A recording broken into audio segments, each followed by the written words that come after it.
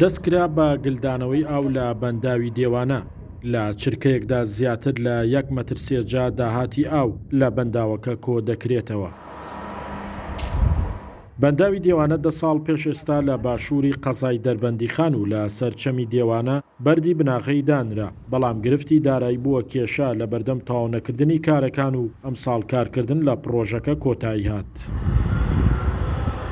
ئێستا حالیان ئامادەیە بۆ گلدانەوەی ئاو لە 14 سێوە دەست بە گلدانەوەی ئاوی بەنداوی دێوانە کراوە. زیاتر لە 25 میلیۆن بۆ 30 میلیۆن مەتر مکعب ئاو گل دەداتەوە. لەبارەی کارگەکان و ئێمە چاوەڕێین ڕێنمایی تەوامان بۆ بێ بۆ ئەوەی بە پێی یاسا و ڕێنمایی لەگەڵ ئەو کارگانەی کە دەبنە هۆی پیسبوونی ژینگە و ئاوی دێوانە کاریان لەگەڵدا بکەین.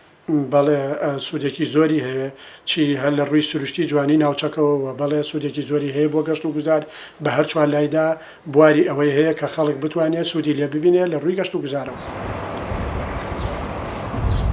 بەنداوەکە لە جۆری گڵبەردە و بە تێچووی 26 ملیار دینار کارەکانی کۆتایی هات و توانای گلدانەوەی 25 میلیۆن مەتر سێجا ئاوی هەیە و دەبێتە سێمین بەنداوی سنووری پارێزگای سلێمانی. بەرواری 14 سی 2022 پڵەگینمان کرد، ینی بەری ئاوەکەمان کرد و دامان خست. ئەو بڕاوەش کە گلێ دێنەوە لە 22 میلیۆن تا 25 میلیۆن مەتر مکعب ئاو گلە دەینەوە. سوودەکەی یەکەم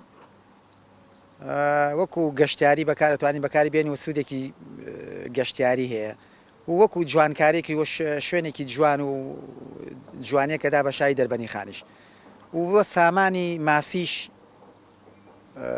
بەکاردێت و ئەتوانین سوودی لێ وەربگرین. بەنداوی دێوانە پشت بە ئاوی باران و داهاتی ئاوی ناوخۆ دەبەستێت، بە تایبەت چەمەوەرزەکانی سنووری قەرەداغ. بە کۆکردنەوەی ئاو تێیدا سوودی گەورەی بۆ ئاوی خواردنەوەی قەزای دەربەندیخان دەبێت، جگە لە بوژانەوەی کەرتی گەشتیاری و سامانی ماسی و ئاژەڵداری و کشت و کاڵکردن.